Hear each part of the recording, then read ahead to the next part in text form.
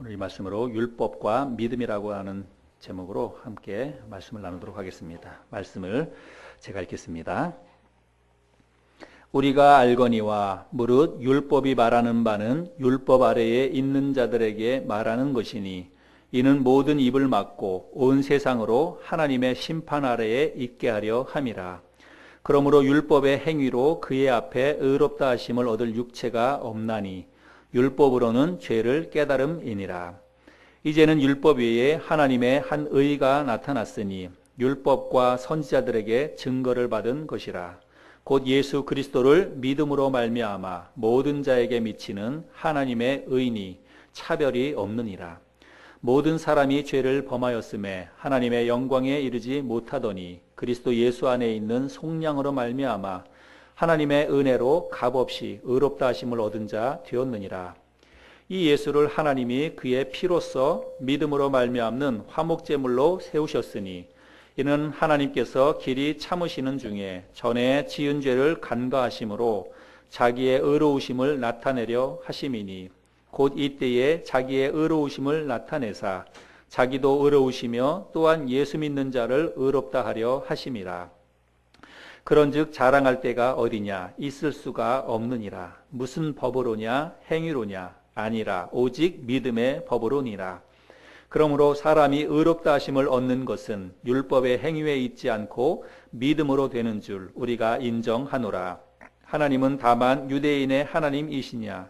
또한 이방인의 하나님은 아니시냐? 진실로 이방인의 하나님도 되시느니라. 할례자도 믿음으로 말미암아 또한 무할례자도 믿음으로 말미암아 의롭다 하실 하나님은 한 분이시니라. 그런즉 우리가 믿음으로 말미암아 율법을 파기하느냐? 그럴 수 없느니라. 도리어 율법을 굳게 세우느니라. 아멘. 요즘 계절이 너무 좋지요. 노란 꽃, 분홍꽃, 하얀 꽃, 온갖 꽃들이 아름답게 피는 좋은 계절입니다. 꽃만 이렇게 많이 피고 또 그런 것이 아니라 이런 봄에 우리가 강남 갔던 제비가 돌아오는 계절이기도 하지요. 근데 요즘은 제비를 잘 못 보겠어요. 그렇죠. 저는 이제 시골에서 살았는데 시골에서는 이제 봄에 모내기 하기 전에 제비들이 그렇게 많을 수가 없었습니다. 그래서 집집마다 제비들이 제비집을 짓고 그리고 그야말로 지지배배 지저대면서 동네 전체가 아주 시끌벅적했던 그런 때가 있는데 지금은 도시뿐만이 아니라 시골에서도 그렇게 제비를 잘 못 보게 된 것 같아요. 그 많던 제비가 다 어디로 갔는지 좀 그런 것 같습니다. 이 봄에 제비를 생각하니까 생각나는 그 전래동화가 하나 있습니다. 흥부와 놀부. 부러진 제비다리를 흥부가 고쳐주었지요. 그랬더니 제비가 그걸 잊지 않고 은혜를 갚기 위해서 박씨 하나를 물어줍니다. 그 박씨를 심었는데 주렁주렁 박이 열렸고 그 박에서 쌀도 나오고 금은보화도 나오고 또 나중에 큰 집도 대궐 같은 집도 주어지는 그런 목수들도 나오고 그래서 하여간 흥부가 행복하게 잘 살았다. 그런 이야기이죠. 전래동화인데 제비가 왜 그 흥부에게 박씨 하나를 물어다 줬을까요? 은혜를 갚기 위해서 그랬죠. 은혜를 갚기 위해서. 근데 여러분 이렇게 전래동화나 우리가 이렇게 알고 있는 이야기를 보면 그 짐승이나 동물 중에서 그 은혜를 갚는 그런 동물들이 많이 있습니다. 제가 언제 설교 중에 또 인용했던 것 같은데 오수의 개도 은혜를 갚은 그 개로 유명하고 고양이나 까마귀나 이런 짐승들이 은혜를 갚는 거에 대한 이야기들이 많이 전해지고 있습니다. 근데 우리가 가끔 살다가 보면 어떤 사람을 향해서 우리가 짐승만도 못하다 이렇게 이야기할 때가 있어요. 그런 어떤 사람에게 그런 이야기를 하냐면 은혜를 모르는 사람에게 은혜를 갚을 줄 모르는 사람에게 보통 우리가 짐승만도 못하다 이런 이야기를 합니다. 오늘날 이렇게 보면 진짜 짐승만도 못한 사람들이 많이 있는 것 같습니다. 자기를 낳아주고 길러준 그 부모의 은혜를 기억하지 못하고 오히려 아주 그 폐역무도한 짓을 하는 그런 사람들도 많이 있습니다. 근데 사람들이 은혜를 깨닫지 못하는 이유가 있어요. 왜 사람들이 이 은혜를 깨닫지 못하느냐? 그거는 자기가 대단하다고 생각하기 때문에 은혜를 깨닫지 못하는 것입니다. 내가 뭔가를 할 수 있다, 내가 뭔가를 했다라고 생각하기 때문에 은혜를 잘 깨닫지 못하는 거예요. 다른 사람을 생각하는 게 아니라 내가, 그래서 삶의 주인이 항상 자기가 될 때 은혜를 깨닫지 못한다, 이렇게 생각이 됩니다. 오늘 우리가 이 말씀을 통해서 우리가 깨달아야 될 하나님의 은혜가 무엇인지 오늘 말씀을 통해서 함께 살펴보기를 원합니다. 우리가 주일 아침마다 로마서 말씀을 시리즈로 계속 함께 나누고 있는데 오늘이 벌써 7번째 시간입니다. 오늘은 이 말씀을 통해서 율법과 믿음이라고 하는 제목으로 같이 말씀을 나눠보기를 원합니다. 오늘 우리가 읽었던 이 본문 말씀 속에 가장 많이 등장하는 단어가 두 개가 나옵니다. 무엇이냐면 하나는 율법이고 하나는 믿음입니다. 그 율법과 믿음이라고 하는 단어가 오늘 많이 등장을 하죠. 여러분 금방 읽었을 때 여러분들도 아마 그걸 느끼셨을 텐데, 율법이라고 하는 단어는 8번 나옵니다. 그리고 믿음이라고 하는 단어는 7번 나옵니다.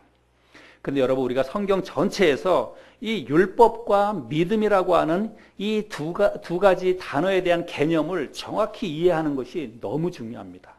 성경 전체를 통해서 율법과 믿음이라고 하는 이 두 단어의 개념을 우리가 얼마나 정확히 알고 있느냐, 이것이 여러분 신앙생활에 있어서 어떻게 보면 전부라고 할 수도 있습니다. 왜 그런가 하면 이 율법과 믿음이라고 하는 것은 이 성경 전체를 이루고 있는 커다란 두 개의 축이라고 볼 수 있어요. 두 개의 커다란 기둥이라고 볼 수가 있습니다.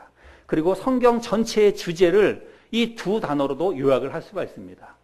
율법과 믿음이라고 하는 이 두 단어로 요약을 할 수 있습니다.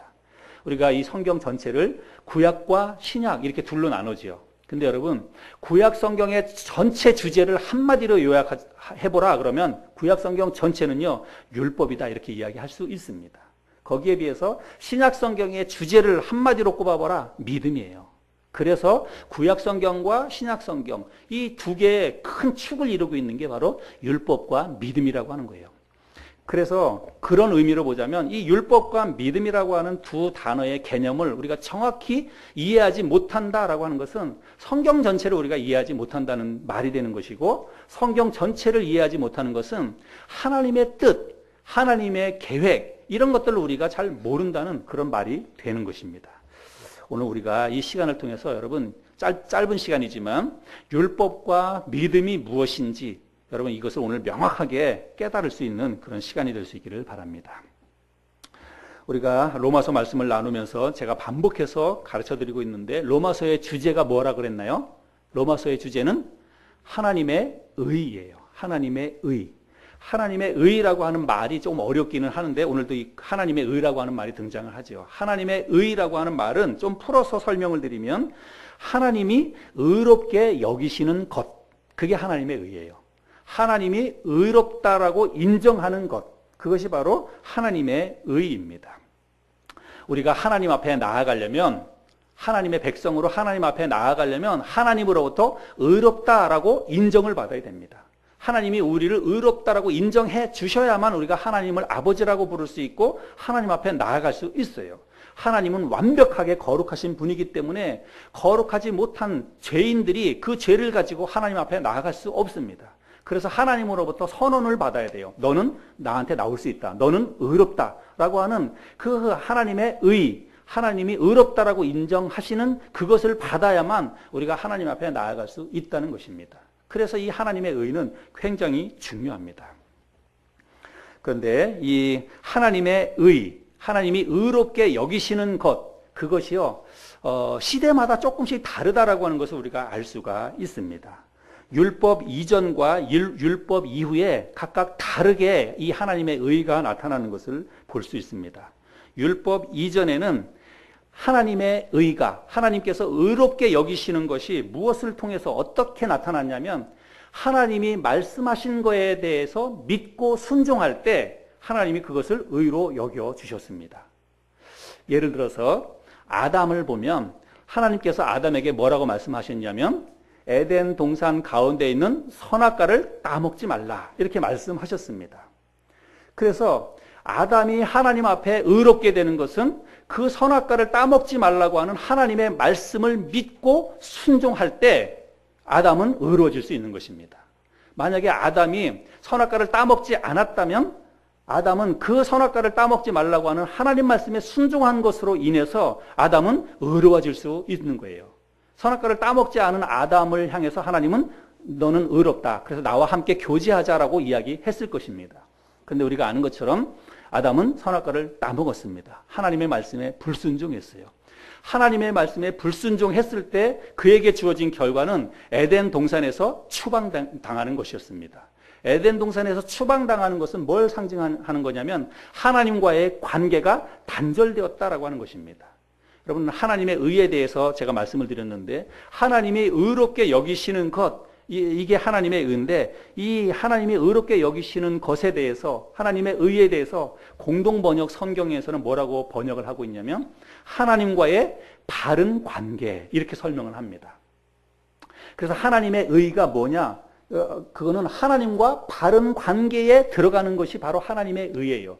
하나님이 우리를 의롭게 여겨주셔야만 우리가 하나님을 아버지라고 부를 수 있고 하나님과 관계를 맺을 수 있다는 것입니다. 이게 다 같은 맥락이에요. 그래서 만약에 아담이 선악과를 따먹지 않았다면 아담은 에덴 동산에서 쫓겨나지 않고 그 에덴 동산 그야말로 에덴 동산이죠. 파라다이스입니다. 그 좋은 에덴 동산에서 하나님과 좋은 관계 속에서 행복하게 살았을 것입니다. 낙원의 삶을 살았을 거예요. 그러나 그 선악과를 따먹음으로 인해서 하나님으로부터 추방당했습니다. 관계가 단절되었어요. 아브라함에게는 또 조금 다른 것을 하나님이 말씀하십니다. 아브라함에게 있어서 하나님의 의, 이것은 어떻게 나타났냐면 하나님께서 아브라함에게 어느 날 갑자기 아브라함을 들판으로 부르십니다. 그리고 밤하늘을 보여주면서 밤하늘의 무별을 한번 세어보라 그래요. 그럼 밤하늘의 별들을 우리가 셀 수 있습니까? 셀 수 없어요. 바닷가로 데리고 가가지고 바닷가에 모래알을 세어보라고 합니다. 근데 바닷가의 모래알을 여러분 어떻게 셀 수 있습니까? 셀 수 없어요. 그러면서 하나님이 아브라함에게 하시는 말씀이 뭐냐면 내가 너에게 그런 후사를 주겠다는 것입니다. 너를 통해서 씨를 주시고 그 너의 자식을 통해서 이 세상의 수많은 민족을 저 바닷가의 모래알보다 많은 그런 민족을 너에게 주시겠다라고 하나님이 약속을 해 주셨어요. 근데 하나님이 그렇게 약속해 주실 때에 그 약속의 말씀을 주실 때에 아브라함은 아기를 낳을 수 없는 지경이었습니다. 이미 사라가 경수가 다 끊어진 때였기 때문에 생물학적으로는 아기를 낳을 수 없는 때였어요. 그런데 아브라함이 하나님이 너의 후사를 통해서 밤하늘의 무별보다 많은 그런 후손들을 주겠다라고 약속하셨을 때에 아브라함이 그 하나님의 약속의 말씀을 어떻게 했어요? 믿었어요. 그 약속의 말씀을 믿었습니다. 도저히 불가능하지만 하나님이 하셨기 때문에 하나님이 그렇게 약속해 주셨기 때문에 반드시 그 일이 일어나게 될 것이다라고 아브라함이 믿었습니다. 그랬을 때 창세기 15장 6절에 아브라함이 하나님의 약속의 말씀을 믿었을 때에 하나님이 그것을 의로 여기셨다라고 말씀하고 있습니다. 그래서 율법 이전에는 율법이라고 하는 것은 모세 시대입니다. 그래서 모세 시대 그 이전에는 하나님이 말씀하신 것에 대해서 믿고 순종하는 것을 하나님이 의로 여기셨습니다. 그런데 이제 율법 시대에 와서는 좀 달라졌어요. 율법 시대는 그야말로 모세 시대인데 모세가 하나님으로부터 율법을 받은 그때로부터 이제 율법의 시대가 시작이 되는 거죠. 근데 율법 시대에는 하나님의 의가 무엇을 통해서 나타나게 되냐면 하나님이 미리 정해놓은 규범, 계명, 그것이 곧 율법이죠. 하나님이 정해놓은 그 율법을 사람들이 지키는 것을 통해서 하나님이 의로 여기셨다는 것입니다. 그래서 모세 이후에 모든 사람들은 반드시 하나님이 말씀해 놓으신 그 율법을 지켜야만 하나님이 의로 여기셨다라고 하는 것입니다. 다른 길은 없어요. 오직 율법을 지키는 것 이외에는 다른 길이 없습니다. 그래서 그 당시에는 율법이 절대 기준이고 절대 조건입니다. 하나님 앞에 어떻게 사람들이 하나님 앞에 나아갈 수 있느냐? 율법을 지킴으로 나아갈 수 있는 거예요. 하나님 앞에 어떻게 거룩한 백성으로 나아가서 하나님을 예배하느냐? 율법을 지켜야만 하나님 앞에 나아가서 하나님을 예배할 수 있었다라고 하는 것입니다. 이것이 언제까지 유효하냐면 구약시대 내내 모세시대부터 시작해서 구약이 끝날 때까지 구약시대 내내 그 법이 율법이 바로 하나님의 의를 이루는 유일한 방법이었다고 하는 것입니다. 그런데 이것이 또 달라지게 됩니다. 언제 달라지냐면 신약시대에 와서 바뀌게 됩니다.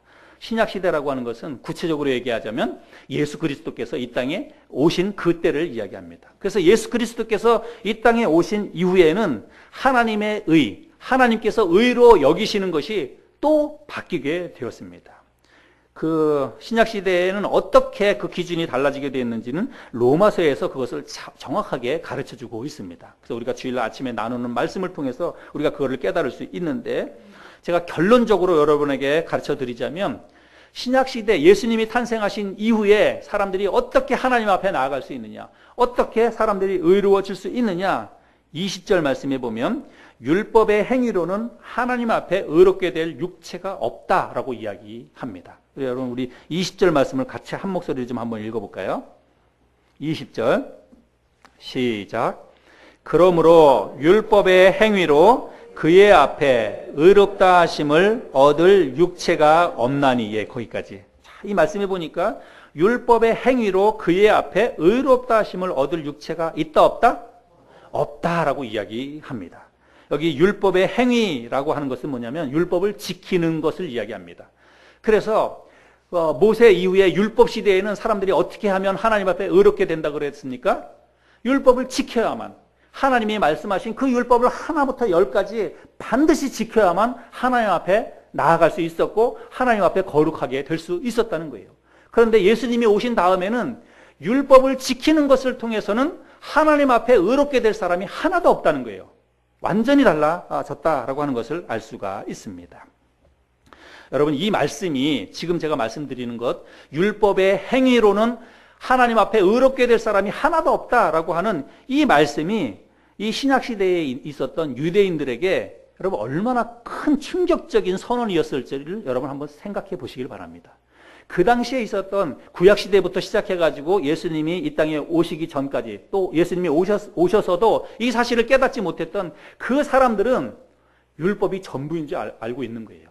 우리가 반드시 율법을 지켜야만 하나님 앞에 갈 수 있다, 하나님 앞에 의롭게 될 수 있다라고 그 사람들은 그렇게 가르쳤고, 그렇게 배웠고, 그렇게 알고 있고, 그렇게 믿고 있는 사람들입니다. 그런데 율법의 행위로는 아무도 의로워질 수 없다는 거예요. 이게 얼마나 그들에게는 큰 혼란을 가져다 주었겠습니까? 얼마나 그들에게 이게 큰 충격적인 이야기였겠습니까? 근데 여러분, 왜 하나님께서 이 기준을 달리하셨을까? 우리가 한번 생각을 해봐야 됩니다. 왜 그전에는 율법을 지켜야만 너희가 나한테 나올 수 있다라고 이야기하셨는데, 왜 이제는 율법을 지키는 것을 통해서는 나한테 나올 수 없다, 나한테 절대로 그것을 가지고 나한테 올 수 없다, 왜 하나님께서 그렇게 이야기하셨을까요? 그리고 하나님께서 다른 길을 제시해 주셨는데 왜 율법을 지키는 것이 아닌 다른 길을 이 사람들에게 하나님께서 다른 길을 제시하셨을까? 그건 우리가 한번 생각을 해봐야 되는데, 그러면 원래 하나님이 주셨던 길, 원래 주셨던 그 율법을 통해서는 단 한 사람도 하나님 앞에 나올 수 없다라고 하는 것을 하나님이 아셨기 때문입니다. 근데 그거는 원래 길이 잘못되었기 때문이 아닙니다. 원래 길인 율법이 잘못되었거나 혹은 그 율법이 너무나 복잡하거나 너무나 사람들이 지킬 수 없이 힘든 것이거나 그래서 율법을 통해서 사람들이 나한테 나올 수 없다, 그게 아니라는 거예요. 제가 지난번에도 말씀드렸고 몇 번 제가 말씀을 드렸죠. 사람들은 율법을 지킬 수가 없습니다. 그 율법을 지킬 수 없는 이유는 뭐냐면 율법이 어려워서가 아니에요. 여러분, 율법을 지키는 것은 어렵지 않습니다. 율법을 지키는 것은 쉬워요. 제가 몇 번이든 얘기했죠. 자기 부모를 공경하라, 나 이외에 다른 신을 두지 말라, 거짓말하지 말라, 도적질하지 말라, 살인하지 말라. 여러분, 그건 인간이 할 수 있는 거예요. 인간들이 지킬 수 있는 것들입니다. 그럼에도 불구하고 인간들은 그 율법을 지키지 못합니다. 왜 그런가 하면 그 율법을 지키는 게 어려워서가 아니라는 거예요. 그 율법을 지킬 수 없는 이유는 뭐냐면 우리 안에 욕심이 있기 때문에 그렇다는 것입니다. 내 안에 죄성이 있기 때문에 그렇다는 거예요. 그래서 하나님이 말씀하신 그 율법의 요구대로 살아야 되는데 그 길이 한 길이 있습니다. 그런데 사람들은 하나님이 정해놓은 이 길이 아니라 자기가 다른 길을 만들어서 이 길로 가고 싶어 하는 그런 욕심이 있기 때문에 이거를 지키지 못하는 거예요. 이 길로 가는 거는 누구라도 갈 수 있습니다. 이거는 쉬운 길이에요. 정말 누구라도 다 지키고 갈 수 있는 길인데 인간들이 그 길이 아닌 다른 길에 눈독을 들이고 다른 길을 쳐다보기 때문에 그렇다는 것입니다. 여러분, 아담이 선악과를 따먹지 말라고 하는 그 하나님의 말씀을 여러분 그거 지키는 게 여러분 어렵나요? 정말로 쉬운 거예요. 왜냐하면 에덴 동산에 그 선악과 하나만 있는 게 아니라 여러분 100가지도 넘는 수없이 많은 더 맛있는 더 좋은 과일들이 수없이 많이 있다는 것입니다. 그래서 그것만 먹으면 돼요.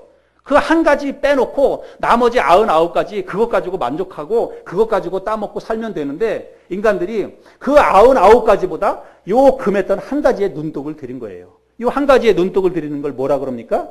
요걸 욕심이라 그러는 거예요. 욕심. 그 욕심 때문에 우리가 하나님이 정해놓은 율법을 사람들이 지킬 수가 없게 되었다고 하는 것입니다. 이것이 바로 욕심이고 무절제함입니다. 여러분, 우리가 아는 것처럼 야고보서 1장 15절에는 욕심이 잉태한 즉 뭐를 낳는다고요? 죄를 낳는다라고 이야기하고 있습니다. 여러분, 성경 이야기가 아니라 하더라도 우리는 다 동의할 수 있어요. 우리 인간 세상에서 이 세상에 있는 모든 형태의 죄악들은 다 뭐 때문에 나옵니까? 욕심 때문에 나옵니다.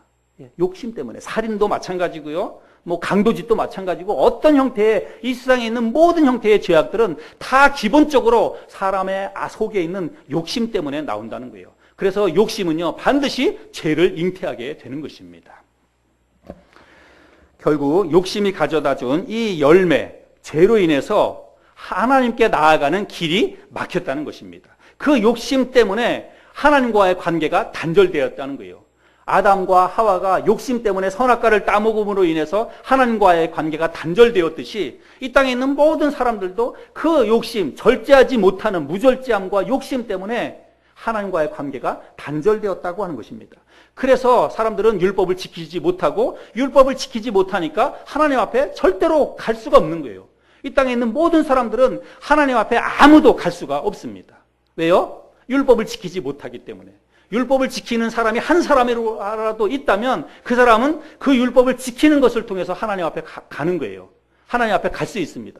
오늘날 이 땅에 있는 사람들이 하나님이 말씀하셨던 그 613가지의 율법을 다 완벽하게 지키는 사람이 이 세상에 한 사람이라도 있다면 그 사람은 그 율법을 지키는 것을 통해서 하나님 앞에 의롭게 인정받을 수 있습니다. 그러나 그 어떤 사람도 이 율법을 지키지 못합니다. 왜요? 모든 사람에게 다 욕심이 있기 때문에 그렇습니다. 다 죄성을 가지고 태어나기 때문에 그렇다는 것입니다. 그래서 하나님이 이제는 이 인간들이 율법을 지키지 못하고 율법을 지키지 못하기 때문에 나한테 나올 수 없다는 거예요. 근데 하나님이 이게 너무나 안타까운 것입니다. 여러분, 부모가 자식이 있는데 부모는 자식을 다 품어주고 자식을 다 사랑하고 안아주기를 원하는데 이 자식이 부모에게 올 수 없도록 뭔가 길이 막혀 있다면 부모가 그게 얼마나 애타하겠습니까? 그렇죠? 부모는 그 자식을 안아주고 싶고 사랑해주고 싶고 자식과 함께하고 싶어하는 마음이 있는 게 부모입니다. 그런데 뭔가 길을 막고 있어요. 자식이 부모에게 오는 데 있어서 뭔가 딱 벽이 막혀져 있어서 자식이 오고 싶어도 못 옵니다. 그럴 때 어떻게 해야 돼요? 부모가 올 수 있도록 길을 내주는 것입니다. 자식의 편에서는 나한테 올 수가 없어요. 길이 막혀 있기 때문에. 근데 이제 부모가 그 길을 터주는 것입니다.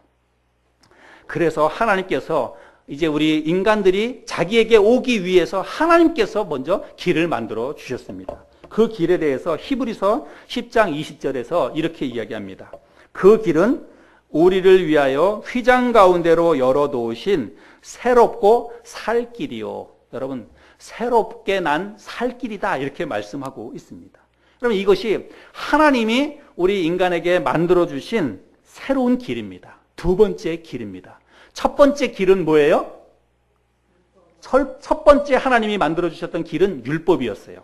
그런데 율법을 통해서는 사람들이 하나님 앞에 나올 수 없게 되었습니다. 그래서 하나님께서 이번엔 율법이 아닌 다른 길을 우리에게 만들어 주셨는데 그 다른 길은 살 길이라고 이야기하고 있고 이 다른 길은 최종적인 길입니다. 이제 앞으로 더 이상 다른 길은 없어요. 이게 마지막 길입니다. 하나님께서 우리 인간에게 허락해 주신 하나님께로 인간들이 갈 수 있는 유일한 길이면 마지막 길이에요. 우리는 이 길에 올라서야 됩니다. 우리는 이 길을 통해서만 오직 하나님 앞에 갈 수밖에 없다는 사실입니다. 이 두 번째 길은 그 길을 뭐라고 부르냐면 믿음이라고 부릅니다. 그럼 따라하세요. 믿음. 예.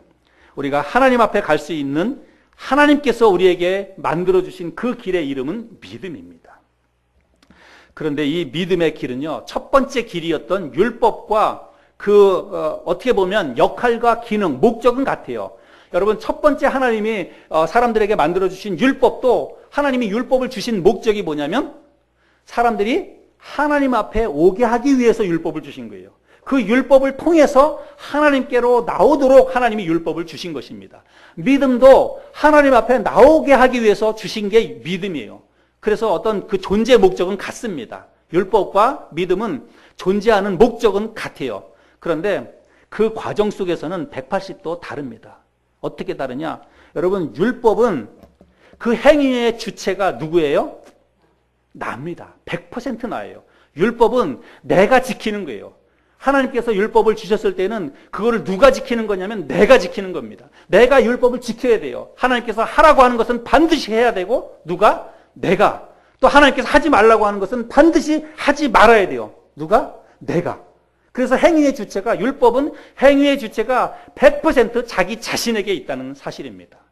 그런데 여러분, 믿음은 행위의 주체가 내가 아닙니다. 달라졌어요. 믿음에 있어서 행위의 주체는 하나님입니다. 나는 할 게 아무것도 없어요. 믿음에 있어서는 행위의 주체가 오직 하나님만 계시고 나는 아무것도 없습니다. 나는 0%예요. 이게 완전히 다르지 않습니까? 마치 손바닥하고 손등처럼 완전히 달라졌습니다. 율법은 행위의 주체가 100% 나. 그런데 믿음은 100% 나는 할 게 아무것도 없다는 거예요. 0%라고 하는 것입니다. 하나님이 우리를 대신해서 내가 해야 될 모든 것들을 하나님이 대신 다 해주셨다는 거예요. 믿음은. 그래서 우리가 믿음을 다른 말로 뭐라 그러냐면 믿음은 은혜의 법이다 이렇게 이야기합니다. 은혜의 법. 여러분, 믿음을 통해서 하나님 앞에 나아가는 것은 이건 은혜로 주신 법입니다.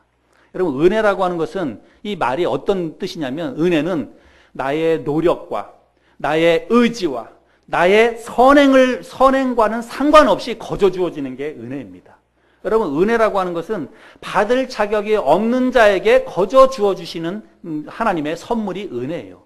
내가 받을 자격이 있어서 받는 게 아닙니다. 나는 받을 자격으로 따지자면 아무것도 없어요. 나는 절대로 그걸 받을 자격이 없습니다. 그럼에도 불구하고 하나님께서 나에게 거저 주시는 선물. 이게 뭐라고요?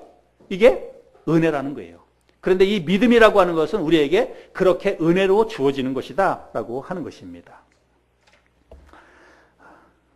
제가 쉽게 설명을 드리자면 오늘 말씀이 율법과 믿음인데 이 율법과 믿음의 관계에 대해서 여러분들이 정확하게 깨달아야 됩니다. 이건 너무나 복음이에요. 우리가 복음이 무엇이냐? 복음에 대해서 우리가 교회에서 많이 들어보지요. 말 자체를 우리가 많이 듣지만 복음이 무엇인지를 명확하게 모르는 분들이 많이 있습니다. 복음은요, 율법과 믿음의 이 관계를 명확히 깨닫는 게 복음이에요. 여러분, 쉽게 얘기해서 율법이라고 하는 것은 우리가 하나님 앞에 가기 위해서 내가 놓은 다리가 율법이에요. 내가 만든 길이 율법입니다. 율법은 그래서 저기 계시는 하나님 앞에 가기 위해서 내가 여기서부터 하나씩 쌓아가는 게 율법이에요. 내가 여기서부터 만들어가는 게 율법입니다. 그런데 믿음이라고 하는 것은 똑같이 하나님 앞에 가는 건데 내가 먼저 손을 뻗어서 다리를 놓는 게 아니라 하나님이 나에게 다리를 놓아주시는 것입니다. 출발점이 내가 아니라 믿음이라고 하는 것은 출발점이 하나님이에요. 하나님 편에서 나에게 놓아주신 다리. 이게 뭐라고요? 이게 바로 믿음이라고 하는 것입니다. 하나님은 받을 자격이 전혀 없는 우리를 위해서 뭔가 행할 의지도 없고 뭔가 행할 수 있는 능력도 없는 우리를 위해서 하나님이 먼저 우리에게 손을 뻗어주시고 다리를 놓아주셨다는 것입니다. 이 하나님이 놓아주신 다리에 대해서 오늘 성경에서는 이렇게 설명하고 있습니다. 21절부터 26절까지 있는 말씀인데 우리 개정판 성경으로 보면 내용이 조금 어렵습니다. 그래서 앞에 여러분 자막을 보시고요. 공동번역 성경으로 제가 21절부터 26절까지를 말씀을 드릴 텐데 이 말씀은 어떤 내용이라고요? 하나님이 우리에게 놓아주신 다리를 설명하는 거예요. 우리로 하여금 하나님 편으로 건너올 수 있게 하기 위해서 하나님께서 놓아주신 다리, 그게 뭐냐? 그거를 설명하는 게 지금 21절부터 26절까지입니다. 제가 읽어보겠습니다. 우리 같이 한 번쯤 읽어볼까요? 같이. 시작. 그러나 이제는 하나님께서 인간을 당신과 올바른 관계에 놓아주시는 길이 드러났습니다. 그것은 율법과는 아무 관계가 없습니다. 율법서와 예언서가 바로 이 사실을 증명해 줍니다. 하나님께서는 믿는 사람이면 누구나 아무런 차별도 없이 당신과 올바른 관계에 놓아 주십니다. 그것은 예수 그리스도를 믿음으로써 이루어지는 것입니다. 모든 사람이 죄를 지었기 때문에 하나님이 주셨던 본래의 영광스러운 모습을 잃어버렸습니다. 하나님께서는 그리스도 예수를 통해서 모든 사람을 죄에서 풀어주시고 당신과 올바른 관계를 가질 수 있는 은총을 거저 베풀어 주셨습니다. 그리스도를 믿는 사람에게는 죄를 용서해 주시려고 하나님께서 그리스도를 제물로 내어주셔서 피를 흘리게 하셨습니다. 이리하여 하나님께서 당신의 정의를 나타내셨습니다. 과거에는 하나님께서 인간의 죄를 참고 눈감아 주심으로 당신의 정의를 나타내셨고, 오늘날에 와서는 죄를 물으심으로 당신의 정의를 나타내셨습니다. 이렇게 해서 하나님께서는 당신이 올바르시다는 것과 예수를 믿는 사람이면 누구든지 당신과 올바른 관계에 놓아주신다는 것을 보여주십니다. 하나님께서 우리에게 놓아주신 그 다리는 예수 그리스도를 통해서, 예수 그리스도를 믿는 그 믿음을 통해서 하나님 앞에 갈 수 있다고 하는 그 다리입니다. 여러분, 이것이 바로 율법 이외에, 율법을 대신해서 하나님께서 우리에게 주신 하나님의 의예요. 하나님의 의가 율법 시대에는 율법을 지키는 것을 통해서 하나님 앞에 의롭게 될 수 있었는데, 이제 예수님이 이 땅에 오신 그 목적도 그렇듯이 예수님께서 이 땅에 오신 이후에 우리가 하나님 앞에 의롭게 되고 하나님 앞에 나아가서 하나님과 바른 관계에 놓일 수 있는 유일한 길은 예수 그리스도를 믿는 것, 그것 이외에는 다른 길은 없다는 사실입니다. 여러분, 예수 그리스도를 믿음으로 말미암아 의롭게 되고 예수 그리스도를 믿음으로 말미암아 하나님을 아버지라고 부르며 하나님과 바른 관계 속에 놓이게 되는 이 하나님의 의, 여러분, 이게 하나님이 우리에게 주신 은혜의 선물이라고 하는 사실입니다. 여러분, 이 사실을 깨달을 수 있기를 바랍니다. 이제는 그 누구도 율법의 행위가 아니라 오직 뭐라고요? 예수 그리스도를 믿음으로 말미암아 우리는 의롭게 될 수가 있습니다. 여러분, 이게 하나님의 은혜라 그랬지요. 근데 이게 왜 하나님의 은혜입니까? 예수 그리스도를 믿음으로 말미암아 주어지는 이 하나님의 의라고 하는 것은요, 내가 할 수 있는 일은 아무것도 없기 때문에 은혜예요. 내가 뭔가를 해야 된다고 한다면, 내가 뭔가를 해서 의롭게 된다고 한다면, 그러면 우리는 그게 은혜가 아니에요. 내가 한 것만큼 대가를 받아야 되는 게 맞는 것이니까. 그런데 하나님의 우리가 의롭게 돼서 하나님을 아버지라고 부르고 하나님 나라인 천국에 갈 수 있는 것은 내가 아무것도 할 수 있는 게 없다는 것입니다. 내가 아무것도 하지 않아도 하나님께서 선물로 주시는 거예요. 여러분, 여기 뭐 펜이 하나 있다고 생각을 해보세요. 제가 이 펜을 여기 누군가에게 이게 펜을 주면은 펜을 주는 거예요. 제가 이렇게 주면은 여러분들이 할 수 있는 일은 뭡니까? 받는 거예요. 받을 때 뭐라고 생각하면 되는 거예요? 고맙습니다. 감사합니다. 잘 쓰겠습니다. 그렇게 해서 받기만 하면 되는 거예요. 이거 받는데 여러분 뭔가 뭐 노력이 필요합니까? 그냥 주는 거 받기만 하면 되는 거예요. 그것도 노력이라고 하면 뭐 모르겠지만, 여러분, 하나님의 구원이라고 하는 것은 그저 하나님이 주시는 선물을 우리가 감사합니다라고 해서 받기만 하면 되는 거예요. 제가 지난주 수요일 날 같이 공부하면서 우리 여기 모매님 계시는데 모매님에게 이런 내용들 다 설명을 드렸어요. 하나님의 구원, 모매님, 우리가 천국 가는 것은요, 우리가 하는 게 아무것도 없어요. 우리가 뭐 열심히 착하게 살아야 되고 막 노력도 해야 되고 신앙생활 열심히 해야 될 것 같이 생각하지만 그런 것을 통해서 천국 가는 게 아니에요. 천국 가는 것은 하나님이 우리에게 주시는, 거저 주시는 선물입니다. 선물로 주시는 거 우리가 감사합니다, 고맙습니다, 잘 쓰겠습니다라고 해서 받기만 하면 내 것이 되는 거예요. 그렇게 말씀드렸더니 우리 모미님이 뭐라 그러시냐면 염치가 없잖아요 그러잖아요. 염치가 없잖아요 그러더라고요. 근데요, 그 표현이 꼭 맞는 말이에요. 여러분, 구원이라고 하는 것은 염치 없는 것입니다. 진짜 염치 없는 짓이에요. 왜요? 공짜로 받으니까. 내가 아무것도 하지 않아도 그 영생을 주신다는 거예요. 여러분, 이 세상에서 여러분에게 내 생명을 의사가 예를 들어서 내가 죽을 목숨인데 내 생명을 1년을 연장시켜준다. 만약에 의사가 나에게 10년을 더 연장시켜준다. 여러분, 그 의사의 은혜를 여러분 잊을 수 있습니까?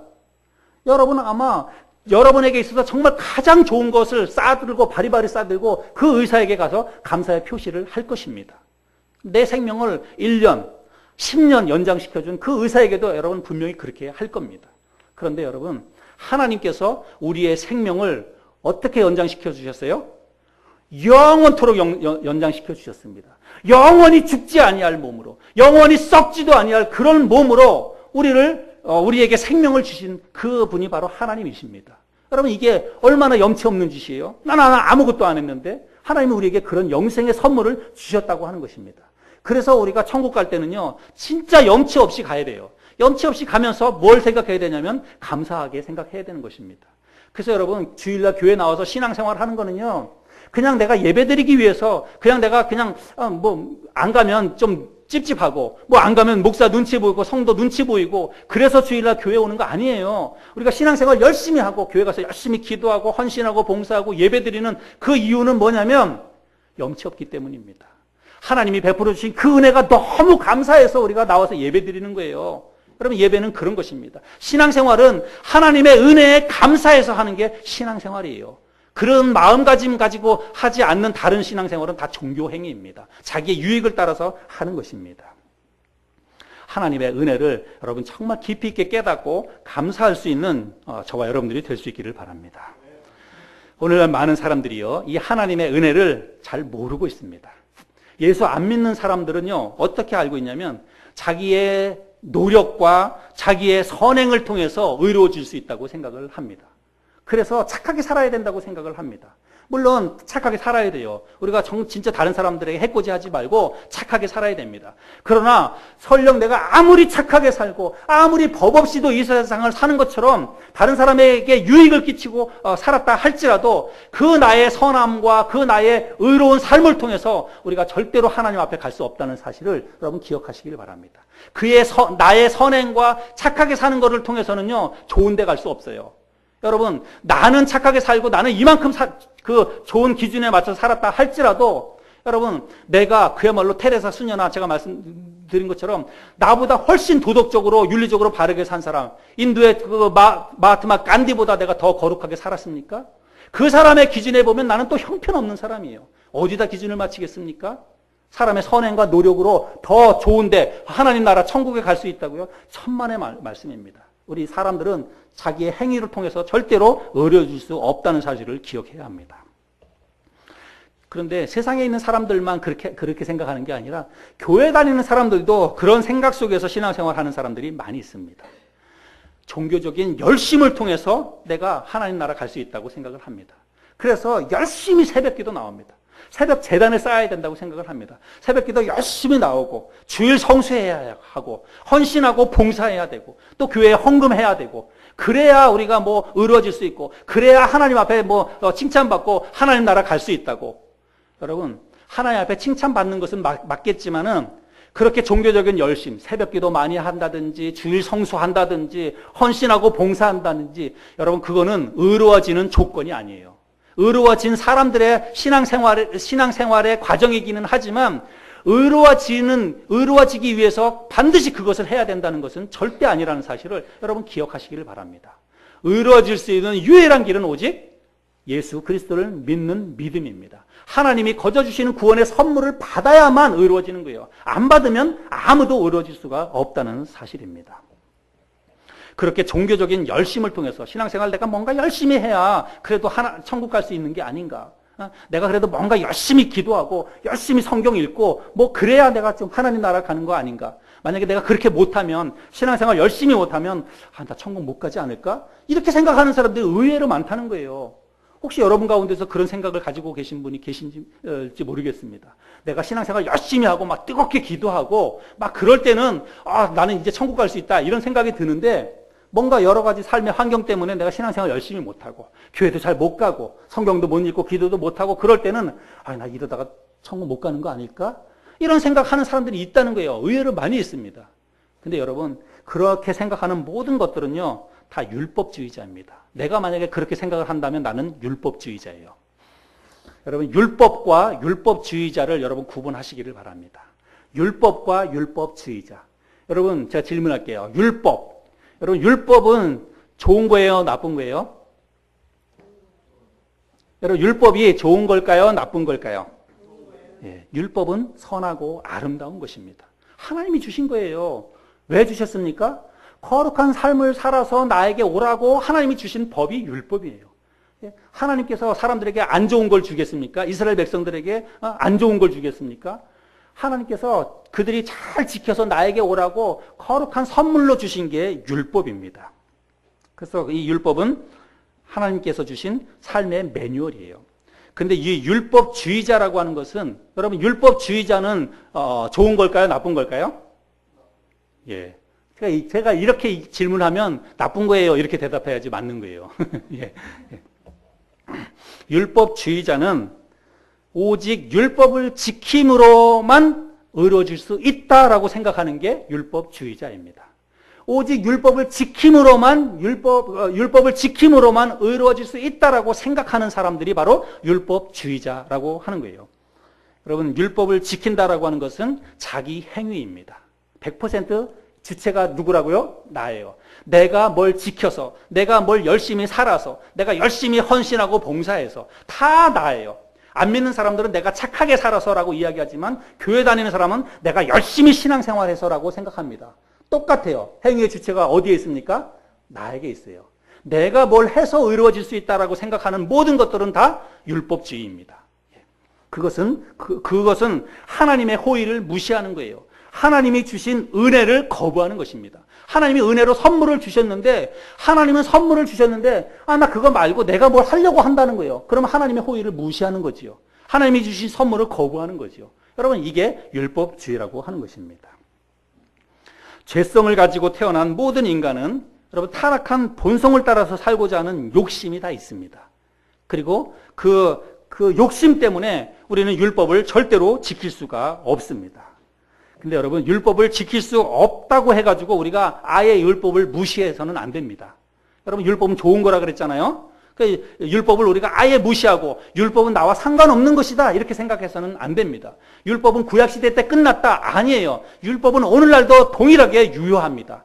율법의 기능과 역할은 오늘날도 똑같이 우리에게 동일한 효과를 나타내고 있다는 사실이에요. 그런데 달라진 게 있는데 뭐냐면 구약시대 때는 율법을 지켰을 때 그게 효과가 나타나고 그게 율법을 지키는 것을 통해서 율법의 역할이 드러나게 되는데 오늘날에 와서는 율법을 지키는 것을 통해서 그 율법이 그 자기 자신의 본연의 임무를 하는 게 아니라 오히려 반대로 우리가 율법을 지키려고 하는데 율법의 벽 앞에 부딪히면서 내 자신을 보는 거예요.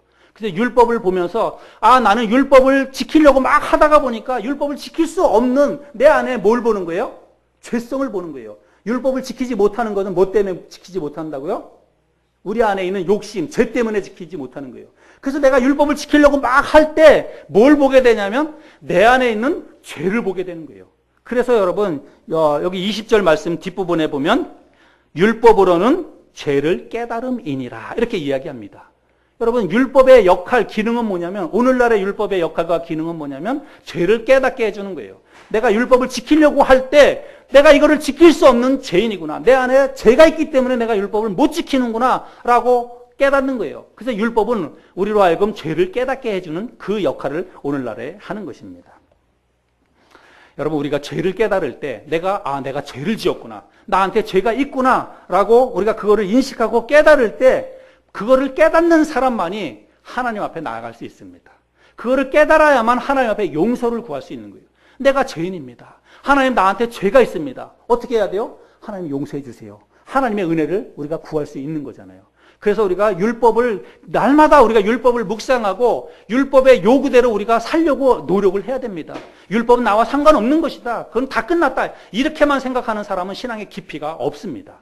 그저 은혜로 주었으니까 나는 천국 갈 수 있다. 이렇게만 생각하는 거예요. 아닙니다. 우리는 율법적인 그런 삶도 살아야 됩니다. 그래서 내가 성경에서 말씀하는 대로 하나님이 하라고 하는 것, 하지 말라고 하는 것들을 생각하면서 그거를 지키려고 노력을 해야 돼요.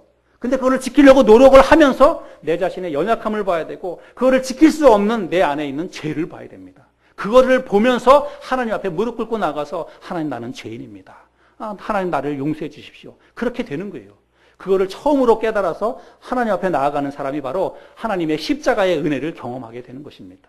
그렇게 무릎 꿇고 나아갔을 때만 하나님 앞에 죄 용서를 구하고 하나님 나를 용서해 주세요. 그랬을 때 우리가 바라보는 게 바로 십자가 아닙니까? 그래서 십자가의 은혜를 통해서 우리가 죄 용서를 받게 되는 것입니다. 결론적으로 우리는 하나님이 주시는 믿음으로 말미암아 은혜로 구원을 받습니다. 여러분 이게 복음이에요. 복음이라고 하는 것은 기쁜 소식이죠. 내가 뭘 해야지 우리가 하나님 나라 갈 수 있다. 여러분 이건 절대로 복음이 아닙니다. 이걸 뭘 한다는 게 얼마나 고달프고 힘든 일입니까?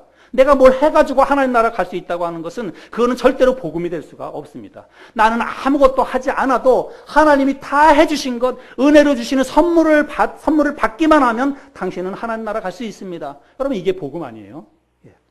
오늘 우리가 이 복음에 대해서 깨달았습니다. 우리가 하나님 앞에 갈 수 있는 새로운 살 길을 하나님께서 우리에게 마련해 주셨습니다. 그거는 오직 예수 그리스도를 믿음으로 말미암아 주어지는 하나님의 의입니다. 이 하나님의 의, 믿음으로 말미암아 우리에게 주시는 하나님의 은혜의 선물, 이것을 여러분 마음속에 잘 기억하시고 늘 기뻐하시고 늘 감사하면서 신앙생활 할 수 있기를 바랍니다. 마지막으로 우리가 이 은혜의 법을 깨달았다면 여러분 우리는 이 사실을 전해야 됩니다. 아직도 이런 사실을 깨닫지 못하고 뭔가를 끊임없이 해야지 내가 고행을 통해서 선행을 통해서 좋은 데 갈 수 있다고 생각하는 사람들이 얼마나 많이 있는지 모릅니다. 신앙생활 하면서도 뭔가 열심히 신앙생활 해야만 천국 갈 수 있다고 생각하는 사람들이 많이 있어요. 너무나 불행합니다. 그게 얼마나 고달픈 삶입니까? 아니에요. 예수님이 다 이뤄 놓으셨습니다. 십자가에 돌아가시면서 다 이루었다라고 말씀하지 않았습니까? 우리는 그 사실을 믿음으로 말미암아서 하나님의 구원의 선물을 받게 되는 것입니다. 사람들에게 그 사실을 전하며 살아가는 저와 여러분들이 될 수 있기를 바랍니다. 기도하겠습니다.